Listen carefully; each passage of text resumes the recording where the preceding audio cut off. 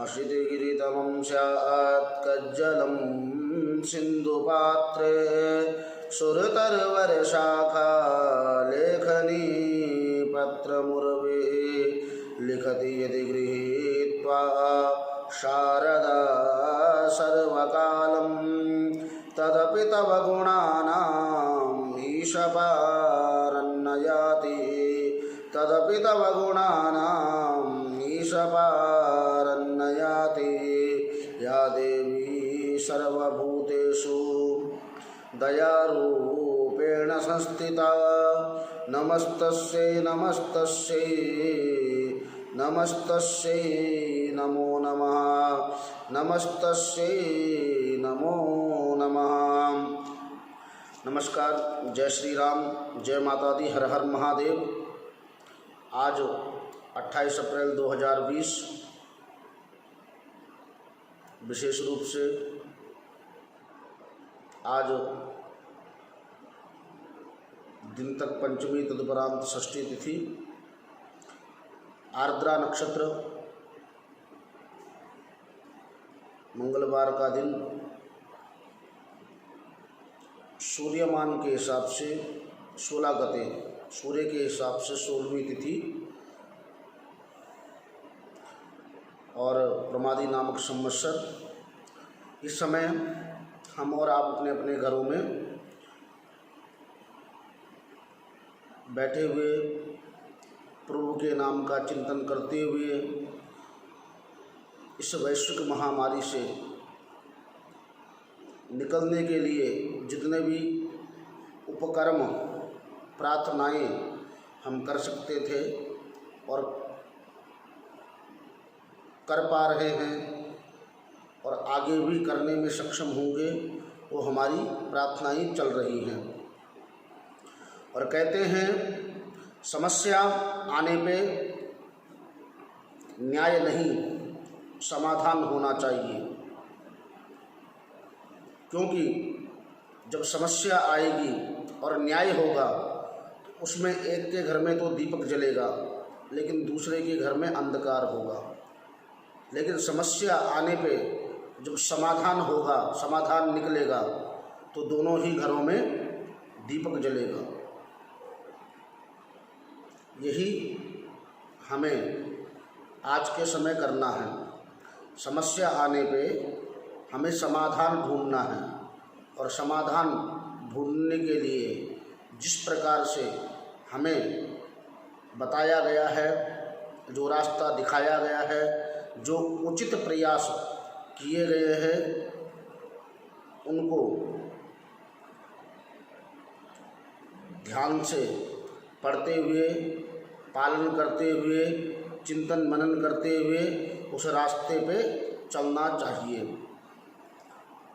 कई सारे channel, media या वैज्ञानिकों के द्वारा यहाँ वहाँ से कई चीज़ें निकल के आ रही हैं कि 29 अप्रैल 2020 को एक पिंड, एक टुकड़ा उल्का पिंड नामक वो धरती पे आके गिरेगा और तबाही होगी। लेकिन दोस्तों, मित्रों, ये सृष्टि, ये पृथ्वी परमात्मा के द्वारा रची हुई है। इसकी उत्पत्ति परमात्मा ने स्वयं की है और जब तक वो नहीं चाहेंगे तब तक ये सृष्टि कहीं नहीं जाने वाली, ये पृथ्वी कहीं नहीं जाने वाली। हाँ, कुछ चीज़ें सामने आ सकती है, प्रकृति कुछ खेल खेलती है, कई भयंकर वृष्टि, ओले, नुकसान, आकाश मार्ग में बहुत भयंकर बिजली गर्जना इत्यादि चीज़ें होने की आशंकाएं हैं और जो प्रकृति दिखा सकती है। परंतु ऐसा नहीं है कि कोई पिंड आके गिरेगा और वो समस्त पृथ्वी को नष्ट कर देगा, ऐसा बिल्कुल नहीं है। इस कारण भी कई लोग चिंतित हैं, उनको समझाना चाहूँगा, इस समय आपके धैर्य की परीक्षा है। आप जितने धैर्यवान बन के रहोगे उतना ही आप और आपके घर के लिए आप और आपके समाज के लिए, आप और आपके परिवार, व्यापार, मित्र, रिश्तेदारों के लिए अच्छा संकेत होगा। और जैसे आप उसको समझने में सक्षम होंगे, उसी प्रकार आप दूसरों को भी समझा पाएंगे। जिस प्रकार हम इस स्थिति में हैं, पहले ही एक स्थिति हम और आपके मध्य गुजर रही है जो वैश्विक महामारी है। दूसरी स्थिति अगर ये भी आएगी तो समस्त सृष्टि का विनाश अवश्य है। परंतु प्रकृति, परमात्मा सब चीज़ों को संतुलित रूप में करता है। अगर उस परमात्मा को इतना ही विनाश करना होता तो आज वो अपनी प्रकृति को नहीं बचा रहे होते।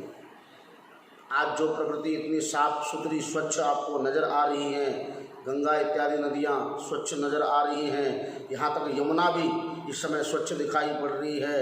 हर जगह प्रदूषण बिल्कुल समाप्त सा हो गया है और इस समय जो चीज़ें बाहर हरियाली है, खुशहाली है। और आप सबसे बड़ी बात देखिए, आपके जीवन में कई वर्षों बाद ऐसा वर्ष आ रहा होगा कि अप्रैल बिल्कुल ख़त्म होने वाला है और आपका टेम्परेचर जो गर्मी की स्थिति है वो अभी तक 34-35 डिग्री से ऊपर नहीं है। यही प्रकृति की सुरक्षा है, यही प्रकृति की स्थिति है। तो जो परमात्मा अपनी स्थिति को बचाने के लिए स्वयं उपस्थित होकर उन कार्यों को कर रहे हैं, वो ऐसी अव्यवस्थित चीज़ों को नहीं होने देंगे। तो आप और हमें घर में अपने संयम बनाने की ज़रूरत है। इस समय घबराएं ना, बल्कि उस परमात्मा में अधिक भक्ति युक्त होकर चिंतन करें, उस परमात्मा का ध्यान करें, मनन करें। मैंने कल भी आपको समझाया था, आपकी प्रार्थना जैसे जैसे बढ़ती जाएगी वैसे वैसे परमात्मा आपकी बातों को सुनते जाएंगे, वैसे वैसे उनको आपका और अधिक प्रेम मिलेगा। तो आपको इस संसार में सुखी होने का एक और रास्ता देंगे और ज़रूर देंगे। तो इस समय हमें एकाकी होकर हम सबको अपनी स्थितियों को बचा के रखना है, अपनी चीज़ों को, अपने लोगों को समझा के रखना है। और यहाँ वहाँ ऐसी कोई हरकतें हमने नहीं करनी हैं जिसके माध्यम से प्रकृति में या सरकार के साथ कुछ छेड़खानी हो और उसमें हम सभी को असुविधाओं का, दिक्कतों का सामना करना पड़े। अभी आज कुछ न्यूज़ सुनने को आई है, बुलंदशहर में एक साधु की हत्या कर दी गई है और ये पिछले कुछ दिनों में मेरे हिसाब से मैं तीसरी या चौथी ऐसी घटना सुन पा रहा हूँ या देख पा रहा हूँ मीडिया के माध्यम से। कृपया उस तथ्य को, उन असामाजिक लोगों को मैं हाथ जोड़ के प्रार्थना करना चाहता हूँ, ऐसा कृत्य ना करें, अन्यथा वो दिन दूर नहीं जब सृष्टि विनाश की ओर आगे बढ़ेगी। क्योंकि भगवान ने प्रथम अपने जैसे लोगों को ही इस संसार में भेजा है और इस समय परमात्मा रूपी कोई व्यक्ति हमारे मध्य हैं। हमारे माता पिता के बाद वो हमारे महंत संत लोग हैं जो अपनी संस्कृति, कहते हैं कि जब आप अपनी संस्कृति को बचाओगे तो वो संस्कृति आपको बचाएगी, जब आप प्रकृति को बचाओगे तो प्रकृति आपको बचाएगी। धर्मो रक्षति रक्षितः, आप धर्म की रक्षा करोगे तो वो धर्म आपकी रक्षा अवश्य करेगा। और ऐसे लोगों के खिलाफ मैं सरकार से गुजारिश करूंगा कि उन लोगों के खिलाफ कड़ी से कड़ी कार्यवाही होनी ही चाहिए, चाहे वो किसी भी धर्म का हो। पहले तो वो संत हैं, नहीं तो इंसान तो है ही हैं, मनुष्य तो है ही हैं।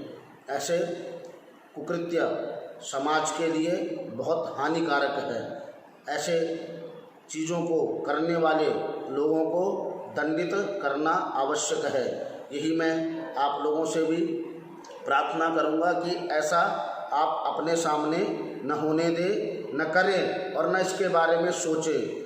ये चीज़ें बिल्कुल गलत हैं, अच्छे संकेत नहीं होते, मानवता का ये प्रमाण नहीं देते हैं। हमें मनुष्य होने का गर्व ये नहीं देती हैं, ये चीज़ें शोभा बिल्कुल ही नहीं देती हैं।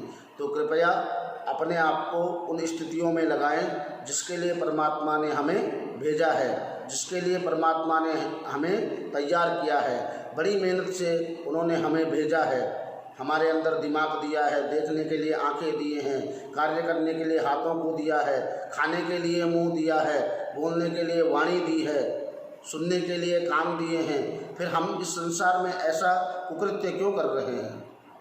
ये गलत है, सोचने पे विवश करता है, ये चीज़ें निंदनीय है समाज में।